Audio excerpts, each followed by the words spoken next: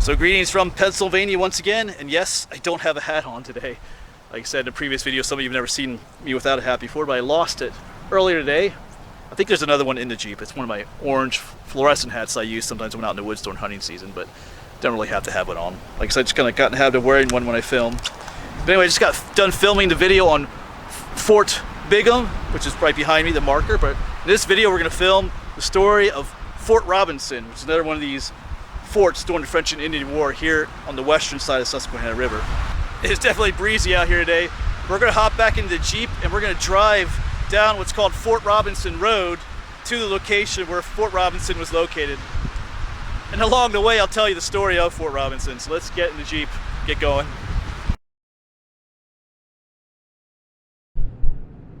All right, so we're leaving the site of Fort Bingham. We're actually heading southwest on Route 75 here in Juniata County. I don't think I mentioned the county we're in. And we're going to be looking for Route 850, which is also known as Fort Robinson Road. So I'll catch back up with you when you get there. Like I said, I'll tell you a little bit of the story of Fort Robinson. Of course, I should mention too that some historians think that Fort Robinson didn't exist, but there are accounts of it in the historical record. James Patterson, whom Fort Patterson, which we filmed previously, was named after, he mentions it in his records that the place existed.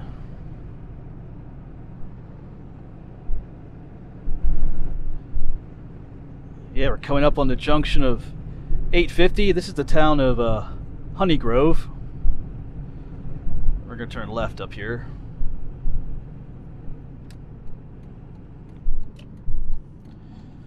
Yeah, so this was another one of these non-commissioned forts, like a place of refuge that was built by the settlers and not by the provincial government of Pennsylvania.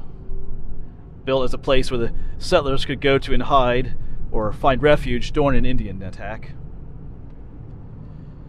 And of course, we just did Fort Bingham, which was attacked and burned to the ground, and Fort Robinson suffered a similar fate. Not sure if it was burned, but it was definitely attacked, and many people taken captive or killed. Yeah, but I believe in July of 1756 is when this attack occurred.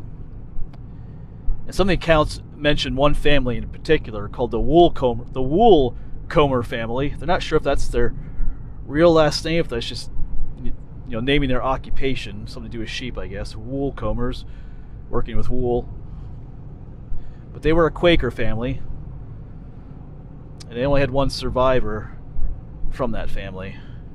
Of course, they refused to take refuge in the fort. The father believed that the Indians wouldn't attack him and his family, but he was wrong about that.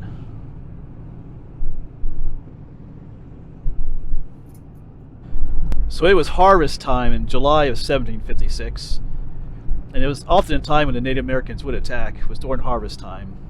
So a lot of the men were working in the fields, and they had the women and children in the fort with a few men keeping guard. But unbeknownst to them, a lot of the Indians had kind of snuck up and surrounded the fort and then attacked it. They killed some of the men outright, shot them right away. And at some point, the men in the fields figured out what was happening, but by the time they got back to the fort, it was too late. A number of the folks had already been killed, scalped, taken captive.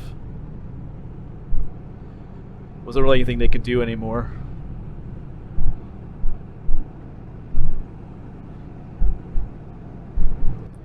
And from what I could read for the research, it seems like when the Woolcomber family was attacked, it was actually a separate raid on Fort Robinson. So it seems like there were multiple raids on this fort.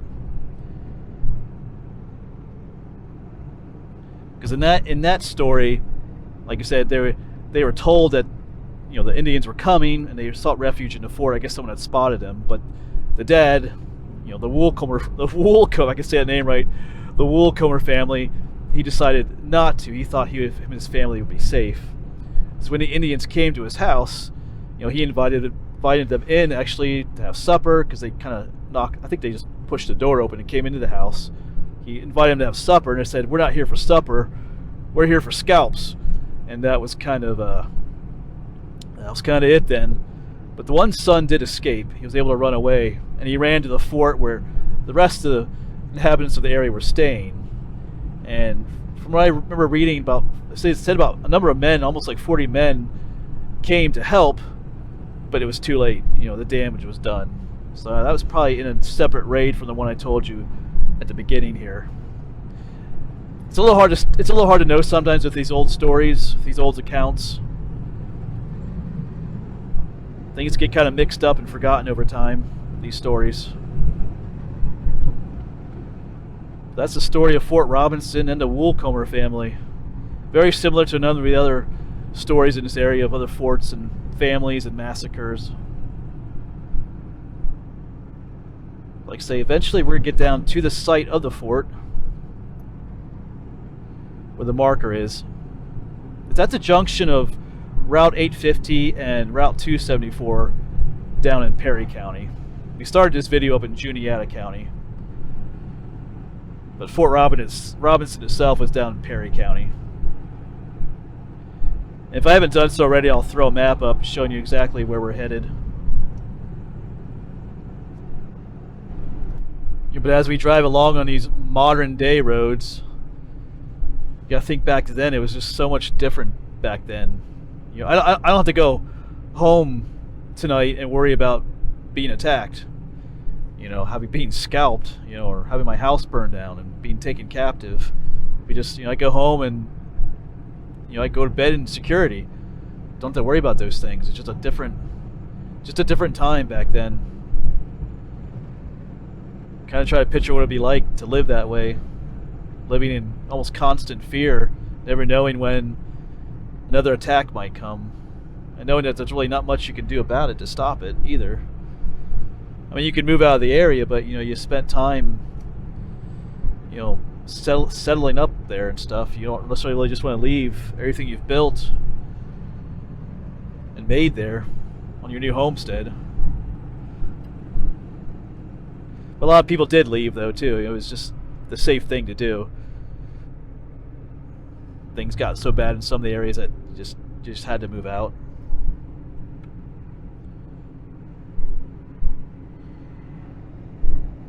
As I often tell my students, we're just kind of spoiled today with the way things are. We have it pretty good overall. Alright, we're not too much further away from our destination here.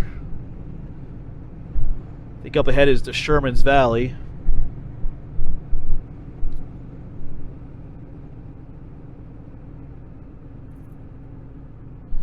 Beautiful countryside, though.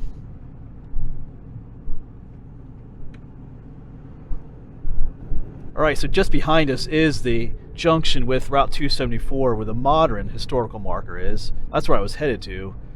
Might stop there anyway, but on my way down through here I passed the old stone marker, which is much closer to where the fort originally was. Those modern blue markers, the sign, are often quite a ways away from where the fort actually was.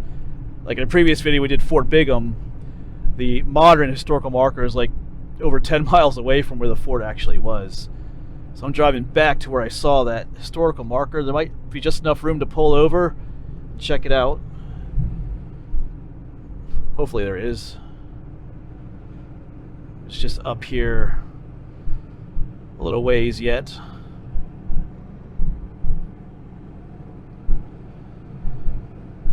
Yeah, up here it is. I see it off the side of the road. Hopefully we can pull over here. I think we can. Alright, so here is the stone marker. Much more closer to where Fort Robinson was located.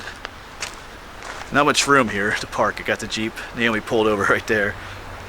But yeah, Fort Robinson on the elevation 130 feet east of this marker. We'd just be back that way.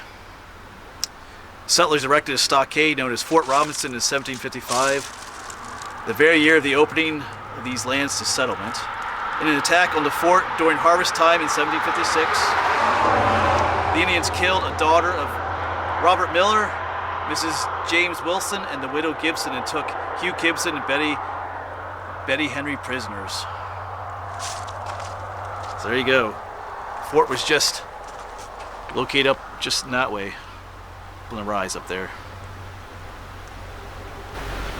Alright, so I'm glad I found this. I didn't realize this was there until I passed it. But we're going to hop back in the Jeep and get that modern.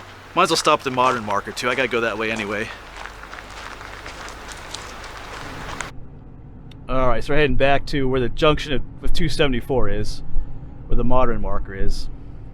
Yeah, so I'm guessing that fort wasn't burned then. The plaque didn't mention anything about that. It just mentioned the folks who were killed and the folks who were taken captive. It didn't mention the Woolcomber family in that plaque either, so I'm thinking that happened during a different raid. A little bit later, maybe. But it still happened in this area, though. It's part of the history of Fort Robinson. Yeah, right up here it is. Junction with 274.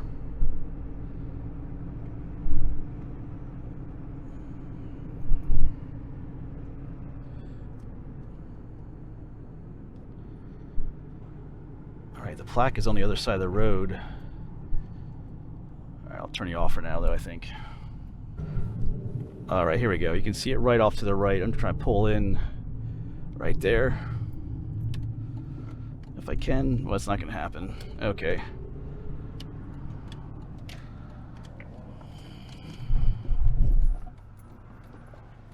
Alright, well, I'm having a little trouble getting right to that marker, so let's just zoom in on it for you.